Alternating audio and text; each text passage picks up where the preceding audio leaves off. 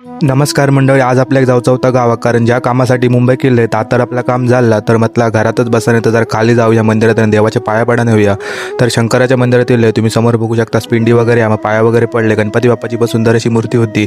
मग येताना मेंदूवडा आणले, तो खाऊन घेतला आणि दुपारी बहिणीने मॅगी केली आणि मस्तपैकी वाटाणे वगैरे घालून मग ती खाऊन घेतली. मग थोड्याच वेळात आपलं निघायचं टायमिंग तर झालं. मग वरती सगळी बॅग वगैरे पॅकिंग करीत होते, तर म्हटलं एका पण जरा सोडूया म्हणून कासवाक बाहेर सोडलंय.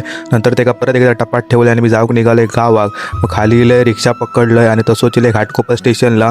तर इले आधी तिकीट काढून घेतले, तर म्हटलं गरम खूप होतं म्हणून जरा थंड होऊया म्हणून या फ्रुट्सचा काहीतरी कॉकटेल घेतलं, तर पिऊन घेतलंय आणि स्टेशन घेऊन पोहोचले. मग थोड्याच वेळात आपली लोकल इली. तर आपल्या ही लोकल पकडून जायचं होता ठाण्याक, आणि आधी नशीब नेहमीप्रमाणे काही गर्दी नव्हती. मेन म्हणजे माझ्याकडे काही सामान नाही होतं. मग ठाण्यात गेलोय, कोकण कन्यात बसले आणि माझं नशीब एवढा चांगला होता की आपल्याला सीट मिळालेली. समोर बघू शकतास तुम्ही, समोरच्या समोर, आणि मेन म्हणजे विंडो सीट मिळालेली.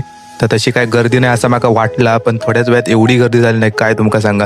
म्हणून मी ठाण्यात गेलोय, कारण ही ट्रेन जाता CST आणि त्यासून परत मग ती गावाक निघतं. म्हणून मी ठाण्यात 8:30 का बसलोय. ती दादर वगैरे करून CST गेली. मग ती 2 तास थांबता, 1.5 तास, आणि 11:30 निघता. म्हणून मी 8:30 कात निघालेलो आहे ट्रेनमध्ये बसा. आणि त्यानंतर मंडळीनो कधी सकाळ झाली काय समाजला पण आहे. तुम्ही समोरचा आता फक्त व्ह्यू बघा, जबरदस्त ठिकाणीचा वाटत होता आणि एकच नंबर वाटत होता. तशी ट्रेन लेटच होती, 1 तास लेट होती मंडळी. फायनली आपण कणकवली स्टेशन का येऊन पोहोचलो आणि ट्रेन बंद उतरायला एकदम भारी वाटलं, कारण रात्रभर एकाच जागेवर बसा आणि पायाची फार वाट लागलेली. मग त्यानंतर थोड्याच वेळात कणकवली स्टेशन केलं, आपल्या बस सुद्धा भेटली आणि मग जाऊ निघाले घराकडे.